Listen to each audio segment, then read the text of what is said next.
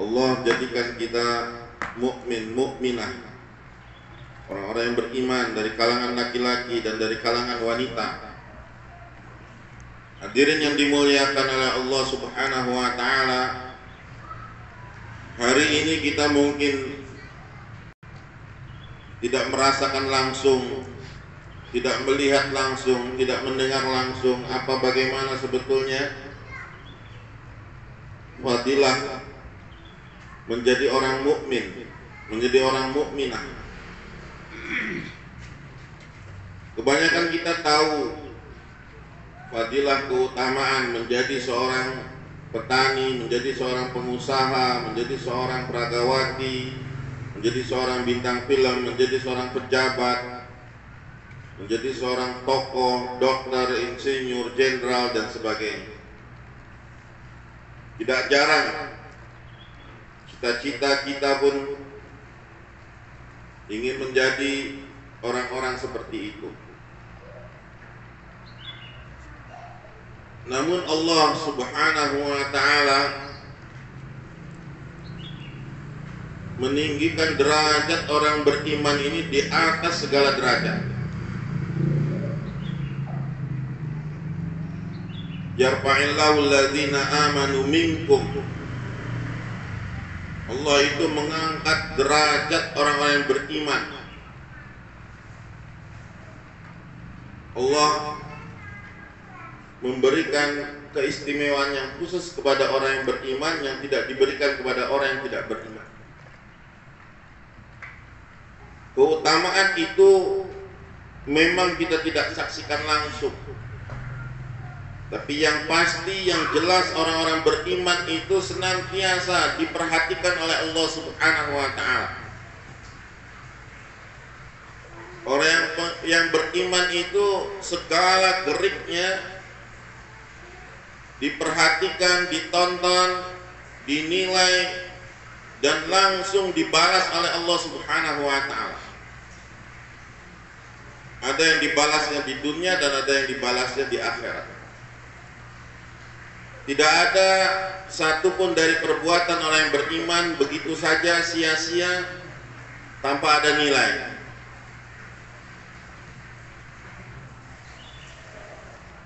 Sedihnya, senangnya, sibuknya, nganggurnya, sakitnya, sehatnya, kayanya, miskinnya, orang beriman itu senantiasa diperhatikan oleh Allah Subhanahu wa taala.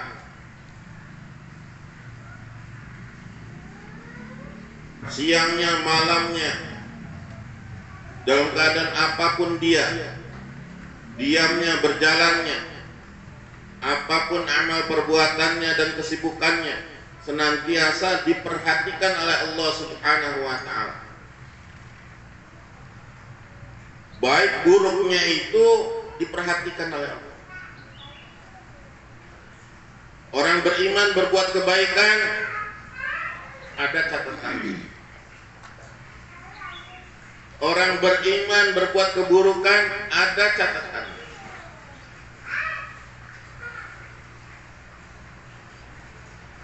Berbeda dengan orang-orang yang tidak beriman. Baik buruknya itu tidak ada catatannya. Sebaik apapun orang yang tidak beriman, orang-orang kafir, orang-orang musyrik, mereka disebut sebagai orang soleh, dipuji-puji, dipuja-puja, diagung-agungkan, top, terkenal, tersohor dengan kebaikannya, tapi tidak ada catatannya di hadapan Allah Subhanahu wa taala.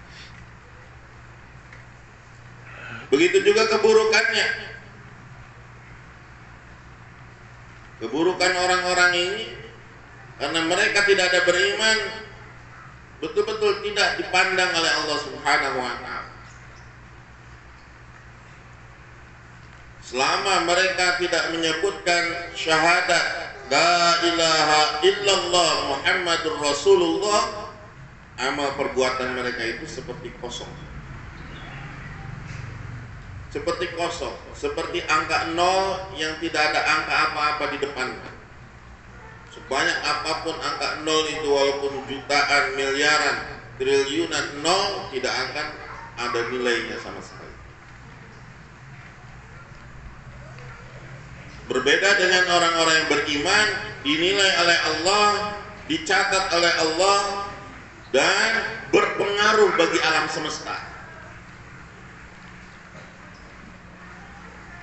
Perbuatan orang-orang beriman ini mau kecil mau besar, jangankan perbuatannya, pikirannya saja pun berpengaruh bagi alam semesta.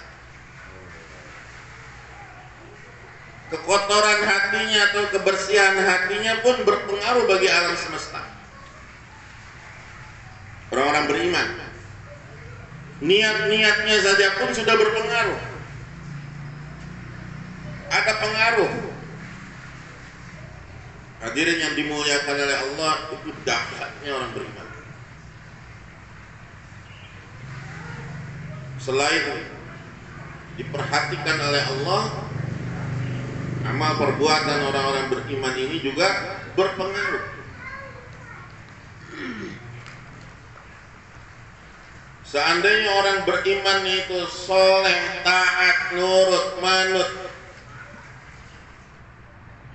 maka yang ada adalah situasi, keadaan, kondisi umat dan alam semesta yang baik, yang soleh, yang bermanfaat bagi umat manusia lain. Apabila umat beriman ini justru rusak, bermaksiat, ingkar, durhaka, tidak menurut, melawan kepada agama, maka hadirin yang dimuliakan oleh Allah, maka pengaruhnya adalah keburukan dan keburukan bagi alam semesta. Zaharal fasadu fil barri wal bahri bima kasabat aydin nas. Rusaknya itu bergantung pada perbuatan manusia. Oleh sebab itu para anbiya alaihissalam mengajak manusia kepada iman. Anbiya alaihissalam mengajak manusia supaya taat kepada Allah, memasukkan iman kepada setiap diri manusia. Bagaimana iman itu wujud secara hakiki, betul-betul tertanam dalam hati-hati manusia.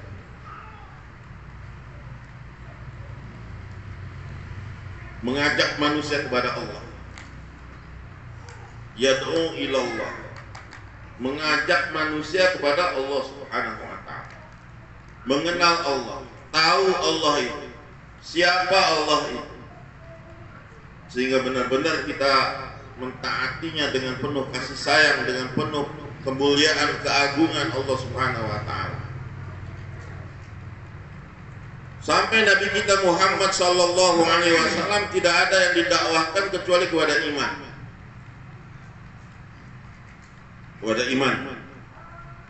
Agar iman-iman kita ini sempurna.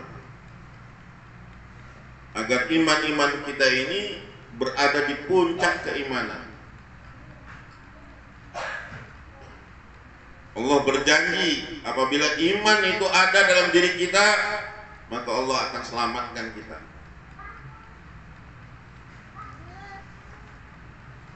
Allah itu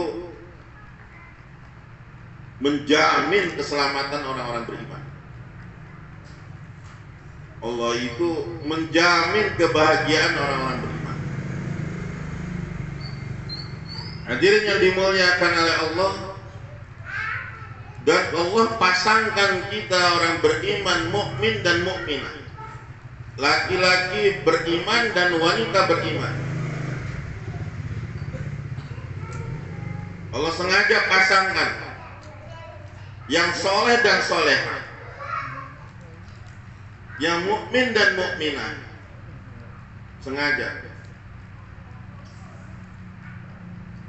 Ada laki-laki jahat, dipasangkannya dengan laki-laki jahat. Az-zani dengan zaniyah, tukang zina laki-laki dengan tukang zina perempuan. Tapi laki-laki yang soleh pasangannya adalah wanita yang soleh.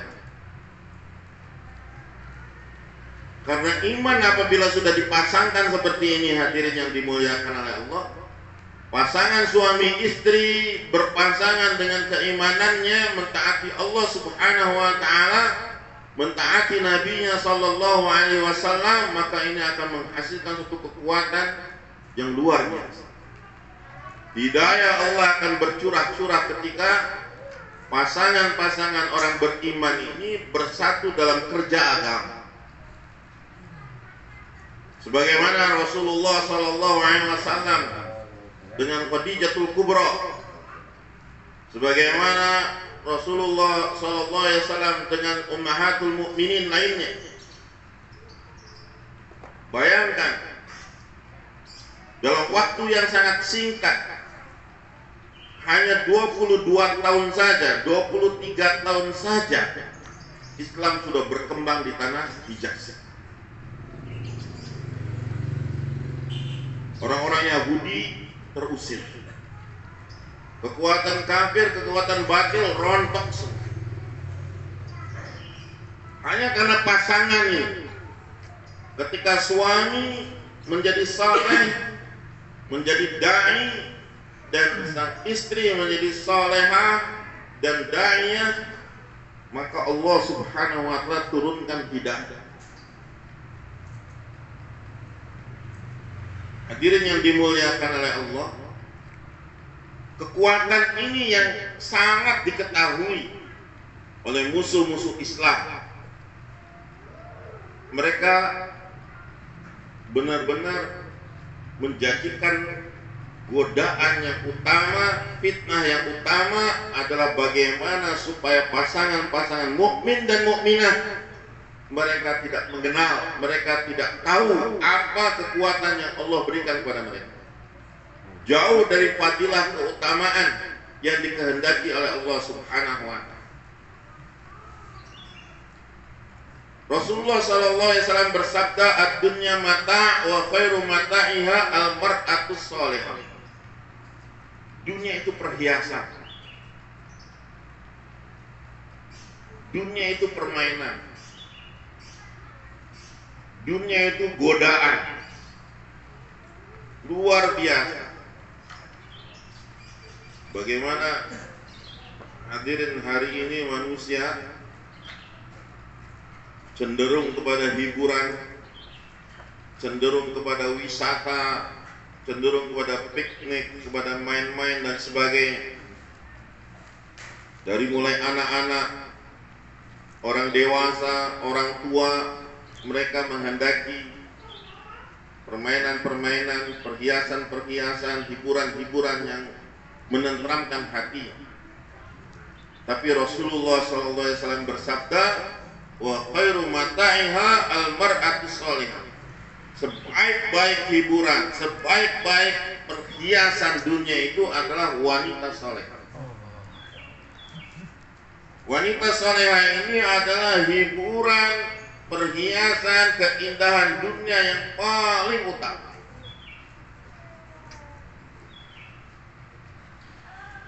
Lalu musuh-musuh Islam mau merusak.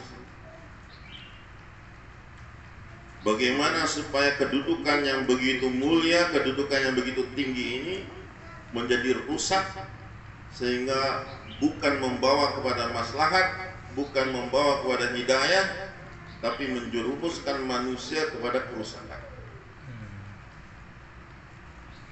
Oleh sebab itulah para anbiya alaihissalam, khususnya Nabi kita sallallahu alaihi wasallam, mengingatkan kepada kaum wanita, sebagaimana Allah kehendaki dari kaum wanita berpasangan suami istri itu untuk bekerja sama dalam urusan agama. Hadirin yang dimuliakan oleh Allah, bagaimana Allah Subhanahu wa taala memasangkan kita ini, menjadikan kita orang beriman itu berbeda jauh dengan orang-orang yang tidak beriman. Berbeda jauh. Suami istrinya orang beriman tidak seperti suami istrinya orang lain tidak beriman. Berapa banyak di antara kita yang menyejajarkan kita ini dengan orang-orang yang tidak beriman.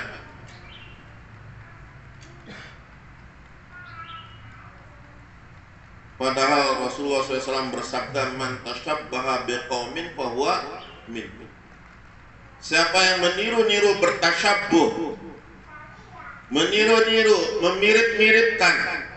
memirip-miripkan, tasyabbuh betul-betul dengan satu kaum, digolongkan dengan kaum itu.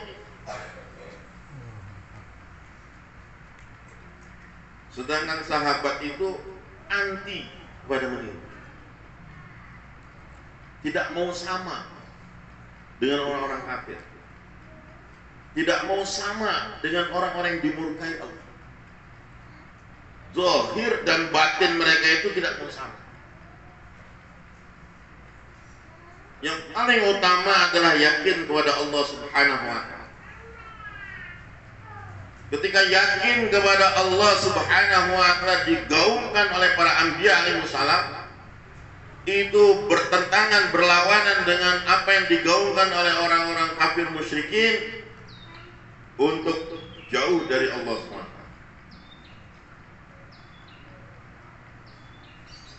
Saat itu hadirin, ketika Rasulullah SAW datang, keadaan Mekah, keadaan Arab ketika itu adalah keadaan orang yang sangat-sangat memuji, memuja, bahkan menyembah, mengagung-agungkan selain Allah SWT. Berhala-berhala Lata, Uzza, Manat itu menjadi tokoh-tokoh Tuhan mereka. Kebanggaan mereka adalah berhala, betul-betul dipuja, betul-betul disembah. Apa saja masalah mereka kembalikan kepada berhala. Apabila mereka ditimpa kesusahan, dikembalikan kepada berhala. Meminta kepada berhala, memuja kepada berhala, yakin kalau mereka itu beribadah kepada berhala akan menyelesaikan masalah mereka. Apabila mereka bisa menyenangkan berhala, mereka akan selesai dari masalah mereka. Mereka memberikan sesaji-sesaji, penyembahan-penyembahan kepada berhala itu supaya berhala itu mau melindungi mereka. Pembicaraan berhala itu demi berhala bukan saja sekedar Lata, Uzza, Manat. 360 berhala itu dibicarakan, dibincangkan di rumah-rumah, di warung-warung, di toko-toko, di sawah-sawah, di kebun-kebun, di jalan-jalan, di gang-gang. Semua itu membicarakan tentang berhala mereka, mengagungkan berhala mereka, membanggakan berhala mereka, sehingga tertanam di dalam hati mereka apapun masalah, berhala bisa menyelesaikan. Dalam kondisi seperti itulah Rasulullah SAW kata, di tengah kejahilan manusia tentang Allah, di tengah kejahilan manusia tentang agama, mereka tidak tahu yang namanya Allah, mereka tidak kenal siapa Allah, mereka tidak tahu bagaimana Allah, kuasanya Allah. Di tengah seperti itulah Rasulullah SAW berkeliling mengajak manusia untuk mengenal Allah SWT. Dan saat itu Allah berikan kepada Rasulullah SAW pendamping yang luar biasa, Khadijah Al-Kubra radhiyallahu anha. Khadijah radhiyallahu anha ini disebut At-Tahirah. Sebelum masuk Islam sudah disebut wanita suci, wanita yang bersih, At-Tahir. Hadirin yang dimuliakan oleh Allah, kita bisa lihat bagaimana Rasulullah SAW sebelum diangkat menjadi nabi dan setelah menjadi nabi. Begitu juga kita lihat bagaimana Khadijatul Kubra sebelum jadi nabi, Rasulullah SAW menjadi nabi, dan setelah Rasulullah SAW menjadi nabi. Ada perbedaan, jauh berbeda. ketika Rasulullah SAW menikahi Khadijah, Rasulullah berumur 25, Rasulullah SAW berumur 25, Khadijah berumur 40. Menikah. Khadijah kaya raya. 3/4 harta orang Mekah itu ada di tangan Khadijah. Semua orang itu nitip saham kepada Khadijah. Mereka percaya Khadijah itu ahli bisnis, pengusaha wanita yang sukses. Instingnya terhadap jual beli itu luar biasa. Dia tahu barang-barang apa yang bakal laku, barang-barang apa yang bisa menambah ekonomi, memajukan ekonomi, sehingga semua orang itu percaya kepada Khadijah. Kafilah-kafilahnya itu luar biasa. Ke Syam, Palestina, ke Irak, itu senantiasa dikirim oleh Khadijah. Ketika sudah menikah dengan Rasulullah SAW yang saat itu belum jadi nabi, Khadijah masih terus berbisnis, masih dagang, masih buka toko, masih mengirim kafilah. Rasulullah SAW setelah menikah dengan Khadijah, diriwayatkan hanya sekali saja saat itu beliau dagang. Setelah itu Rasulullah SAW yang masih menjadi Muhammad saat itu, senangnya itu lain dari yang lain. Justru Rasulullah itu sukanya itu adalah berdiam diri di Gua Hira, nyepi di Gua Hira, tirakat di Gua Hira. Itu Rasulullah. Jadi setiap hari itu Rasulullah SAW akan pergi dari Mekah, dia akan jalan ke Gua Hira. Jauh, luar biasa. Lalu Rasulullah akan berdiam 3 hari, seminggu, 2 minggu, 3 minggu, kadang-kadang sampai sebulan, kadang-kadang lebih dari sebulan. Rasulullah nggak minat sama kerja itu, sama dagang itu nggak minat. Padahal Rasulullah jago dagang. Rasulullah tuh jago dagang, pandai berdagang, ahli marketing yang luar biasa. Tidak pernah Rasulullah itu berdagang yang tidak ada. Selalu habis. Khadijah tuh lihat, suami saya kok nggak suka dagang, padahal pinter dagang. Suami saya kok senengnya itu pergi ke gunung, bertahanus, tirakat, di gua sendirian, kadang-kadang nangis-nangis. Ini Khadijah nih tahu. Apa Khadijah marah? Khadijah tidak marah. Apa Khadijah kesal dengan suaminya seperti itu? Tidak, Khadijah tidak ada kesal sedikit pun. Khadijah tidak ngambek, tidak akan maki-maki. Oh, suami apa? Suami nggak bisa kerja, suami nggak tahu diri, suami numpang sama istri. Banyak hari ini istri-istri yang berkata demikian, walaupun tidak diomongkan dalam hatinya. Kamu tuh kawin sama saya cuma bawa cangcut doang. Kadang-kadang begitu. Rasulullah orang miskin, menikah dengan dia orang kaya raya. Tapi Rasulullah SAW menghabiskan waktunya itu di Gua Hira. Nggak ada ikut dagang. Rasulullah SAW itu kalau di Gua Hira, kalau kita lihat Gua Hira itu langsung bisa melihat Ka'bah, langsung melihat Ka'bah. Di situ di Ka'bah ada 360 berhala. Orang-orang telanjang bertawaf. Kenapa telanjang? Karena orang-orang musyrik ketika itu mereka menetapkan haram tawaf di depan Ka'bah, mengelilingi Ka'bah, kecuali dengan pakaian yang pasti halal. Sedangkan mereka nggak punya pakaian yang halal, rata-rata dari hasil judi, Rata-rata dari hasil merampas, merampok, sulit mereka untuk dapatkan baju yang halal. Makanya kalau mereka tidak pakai baju yang halal, mereka harus buka baju. Karena mereka tahu ini adalah Ka'bah yang suci, Ka'bah musyarrafah, Ka'bah yang disucikan. Gak boleh pakai baju yang pernah di situ dia membunuh, pernah dia mabuk, dia pernah berjudi, dia pernah ini itu dan sebagainya. Harus dengan pakaian yang suci. Nah, Rasulullah memandang tuh dari Gua Hiro yang berkilo-kilo itu. Kadang-kadang Rasulullah menangis.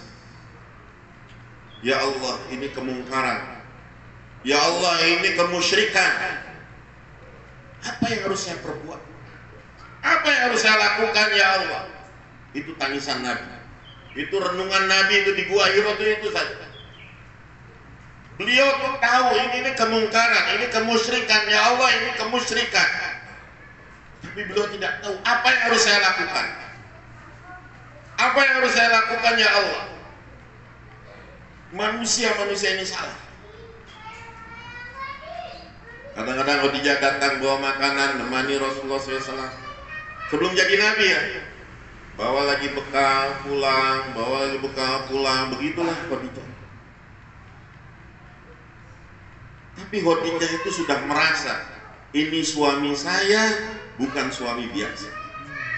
Suami saya bukan suami biasa. Ini suami saya ini orang yang istimewa. Gelagatnya sudah tahu Khadijah. Nanti ada saatnya, ada saat.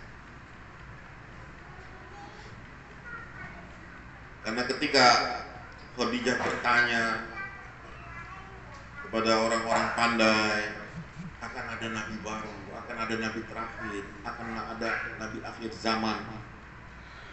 Ini Khadijah sudah was-was. Dan beliau memang orang yang tahirah, suci. Tidak pernah menyembah berhala sedikit pun dalam kehidupan. Sama dengan Abu Bakar As-Siddiq. Hadirin yang dimuliakan oleh Allah, sampai akhirnya ketika datang Iqra, diangkatnya Rasulullah SAW menjadi Nabi. Rasulullah berlari dari Gua Hiro dalam keadaan takut, dengan tubuh yang bergetar hebat. Maka Rasulullah SAW datang ke rumah Khadijah. Khadijah pun terkejut mendapatkan Nabi SAW dalam keadaan panik seperti itu. Maka saat itu dalam hati Khadijah, inilah saatnya. Ini nih waktunya ini. Yang ditunggu-tunggu selama dari 25 tahun umur Rasulullah SAW. Setelah 15 tahun kemudian, inilah waktunya. Hadirin yang dimuliakan oleh Allah, maka hati Rasulullah ketika itu bergejolak hebat. Kemudian apa yang dilakukan Khadijah?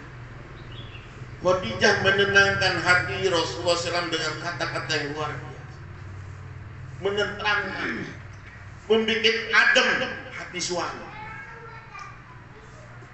sehingga Rasulullah SAW tentram di sini Khadijah. Sampailah kemudian bahwa Rasulullah SAW betul-betul diangkat menjadi Nabi. Rasulullah SAW ketika itu panik. Tapi Khadijah langsung menggenggam tangan Nabi SAW. Jangan takut wahai suamiku, jangan khawatir wahai suamiku, engkau adalah orang yang baik, engkau menyambung silaturahmi, aku akan senantiasa berada di sisimu. Hartaku, diriku, nyawaku semuanya adalah untuk demi perjuangan mereka. Ini ikrar Khadijah. Langsung hari itu juga Khadijah berhenti dari bisnis. Khadijah berhenti dari perniagaannya. Khadijah tutup semua tokonya, bubarkan kafilahnya, tidak ada lagi dagang, tidak ada lagi niaga. Hari ini saya bukan lagi seorang istri pengusaha, saya bukan lagi seorang peniaga wanita, saya adalah da'iyah Allah SWT.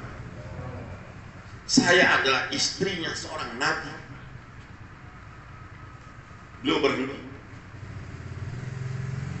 Boleh tunjukkan riwayat mana Khadijah meneruskan dagangnya setelah Rasulullah SAW jadi nabi?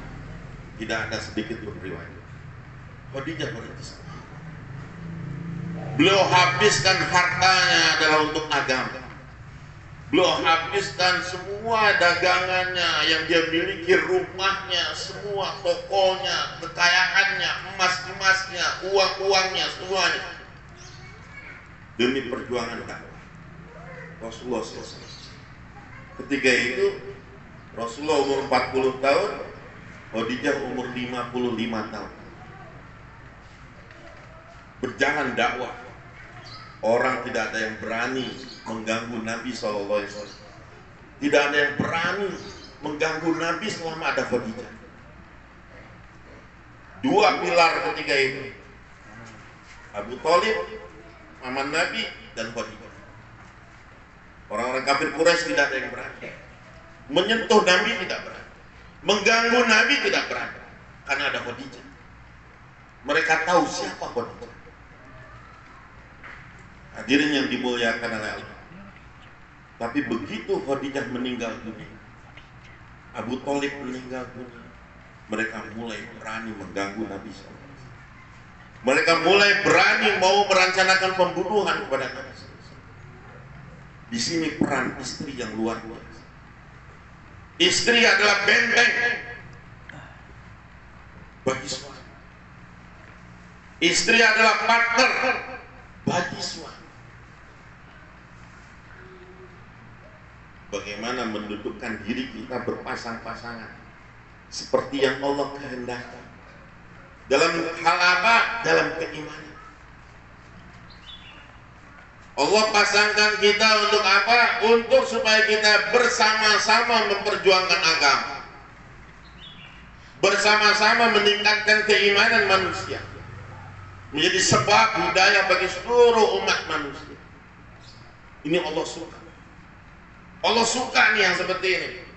Suami istri yang terus obrolannya, pikirnya, musyawarahnya, kesepakatannya itu berdua ini dalam urusan agama. Itu Allah suka.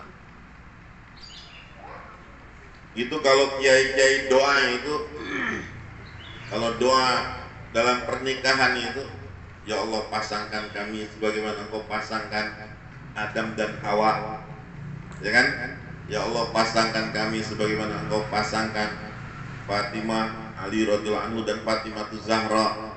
Ya Allah pasangkan seperti Engkau pasangkan antara Rasulullah SAW dan Khadijah Kubra. Seperti itu yang dikehendaki, itu seperti itu.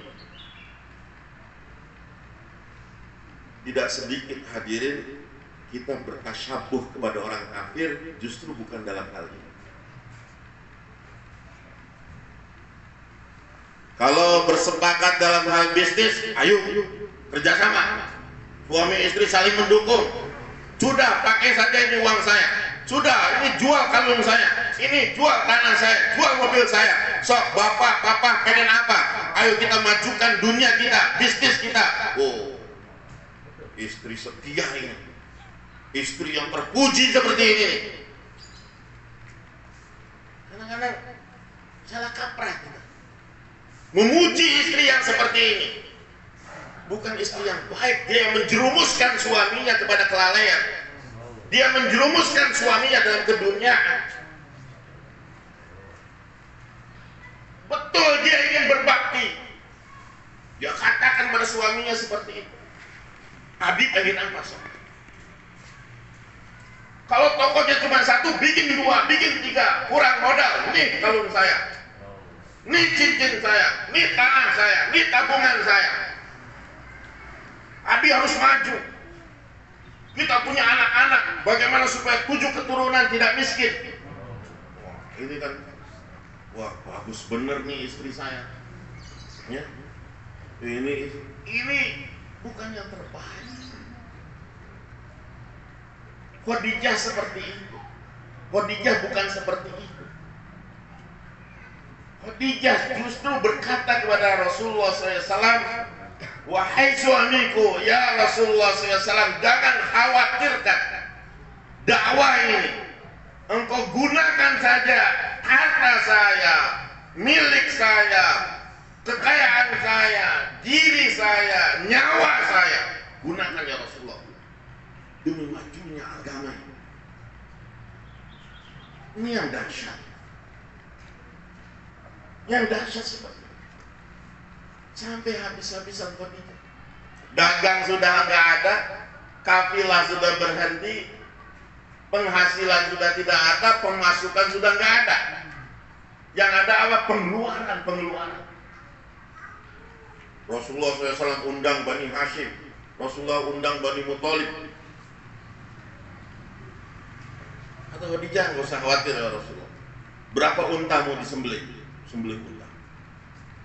10 unta, 20 unta, 100 unta sembelih. Jamu itu semua orang Bani Hashim, Bani Muthalib. Bikin makan-makan. Siapkan oleh-oleh, pulang kasih oleh-oleh, kasih ongkos. Senangkan mereka. Supaya mereka mau menerima dakwah Nabi sallallahu alaihi wasallam. Tapi begitu dakwah Nabi naik, Nabi Rasulullah SAW berdiri, wahai kaumku, kalian tahu begini-begini. Sekarang aku ini ajak kalian kepada agama, semuanya diam, tidak ada yang mau bantu.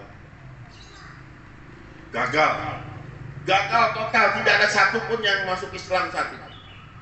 Rasulullah kecewa. Khadijah sudah habis banyak, modal sudah dikeluarkan, berapa unta sudah disembelih, makanan sudah dihidangkan, oleh-oleh, hadiah semua sudah disiapkan. Habis begitu saja, tidak ada satupun yang masuk Islam. Rasulullah sedih, tapi Khadijah katakan, ya Rasulullah, jangan kecewa, jangan sedih. Gunakan lagi harta aku, gunakan lagi ini milik aku, semua kekayaan ini ya Rasulullah. Jangan takut ya Rasulullah. Undang lagi Bani Hashim, undang lagi yang lebih besar. Bani Hashim diundang, Bani Muthalib diundang, semua saudara-saudara, kerabat-kerabat diundang. Dikasih makan lagi, disembelih unta lebih banyak lagi, disiapkan hadiah lebih besar lagi, supaya orang mau masuk ke dalam Islam. Gagal lagi, tidak ada satupun yang berdiri. Lagi-lagi Ali yang berdiri, saya siap, saya bersedia. Rasulullah kecewa lagi. Khadijah katakan, jangan bersedihlah ya Rasulullah, gunakan lagi, lain kali kita undang lagi. Begitu terus. Yang paling sadis itu adalah ketika diboikot. Ketika diboikot, Abu Jahal, Abu Lahab itu bilang kepada para pedagang, kalian jangan masuk daerah wilayah boikot ini. Kalau kalian mau dagang ke sana, harga barang-barang kalian harus dijual 10 kali lipat. Yang harganya 1.000 jadi 10.000, yang harganya 10.000 jadi 100.000. Kata pedagang, bagaimana akan laku? Gak apa-apa, supaya mereka nggak bisa beli. Kalau mereka nggak jadi beli, kami yang beli. Orang-orang kafir Quraisy itu, yang kaya-kaya raya, Abu Sufyan dan sebagainya. Nanti kami yang beli barang kamu. Tapi kalau kamu mau jualan ke sana, kamu harus naikkan harganya sampai 10 kali lipat. Naiklah mereka para pedagang. Sedang diboikot, makanan susah, minuman susah, air susah. Sedang diboikot. Bukan sehari 2 hari, 3 tahun hampir. Siapa yang berani beli? Harga 10 kali lipat. Hanya 2 orang yang berani beli, Abu Bakar As-Siddiq dan Khadijah radhiyallahu anha. 3 tahun, bayangkan, itu harta Khadijah habis, harta Abu Bakar habis, ludes. Membiayai itu Tuhan SWT selama boikot semua orang-orang Bani Hashim selama hampir 3 tahun. Dan harga yang tidak wajar, 10 kali lipat. Dibeli oleh Khadijah, dibeli oleh Abu Bakar. Makanan-makanan yang 10 kali lipat, tambah mahal, dibeli oleh Khadijah.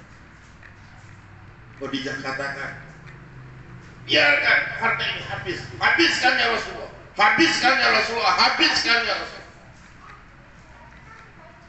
Sampai terakhirnya adalah ketika Khadijah sendiri sudah tidak punya pakaian. Beliau pedagang pakaian, beliau pengusaha pakaian, grosirnya pakaian, bandarnya pakaian. Tapi di Khadijah sendiri baju-bajunya itu kurang lebih ada 40 tambahan. Ada yang katakan 60 tambahan bajunya Khadijah. Bertambah-tambah baju Khadijah. Itu pun ya Allah ya Rahman, Khadijah masih belum puas lagi mengorbankan dirinya untuk agama. Hadirin yang dimuliakan oleh Allah, seperti ini yang Allah kehendaki. Seperti ini. Suami istri bersepakat dalam urusan apa? Agama. Kalau kita nanti dibangkitkan di akhirat, Allahu Akbar, ibu-ibu insya Allah akan bertemu dengan ibunda Khadijah radhiyallahu anha, akan bertemu dengan ibunda Aisyah radhiyallahu anha, akan bertemu dengan ibunda Ummu Salamah radhiyallahu anha, bertemu dengan ummahatul mukminin. Kalau mereka bertanya apa yang telah kalian korbankan untuk di dunia ini untuk agama, kita malu. Kita malu. Ketika diajak 3 hari saja kita katakan sibuk, tidak bisa. Diajak 10 hari, 15 hari sibuk, nggak bisa. Tapi kalau diajak jalan-jalan ke Bali sebulan pun ayo. Nggak apa-apa. Hadirin yang dimuliakan oleh Allah, man tasyabbaha itu berbahaya. Kalau kita biarkan, maka kita harus dohir kita, batin kita pun berbeda dengan mereka. Pikir kita pisau. Ketika Allah Subhanahu wa ta'ala karuniakan kepada kita, alhamdulillah, suami-suami kita suami yang soleh, tinggal bagaimana kita menjadi wanita yang soleh. Suami-suami kita sudah menjadi dai, bagaimana kita menjadi dai? Kita bisa mensukseskan dunia suami kita, dan kita juga bisa mensukseskan akhirat suami. Ini imam. Ini imam. Maka hadirin yang dimuliakan oleh Allah, yang paling utama adalah bagaimana menjadikan obrolan agama itu di setiap saat dan keadaan. Obrolan suami istri, obrolan antara ibu dan anak, antara adik dan kakak, itu obrolan-obrolan iman. Sehingga mudah kita ini iman naik.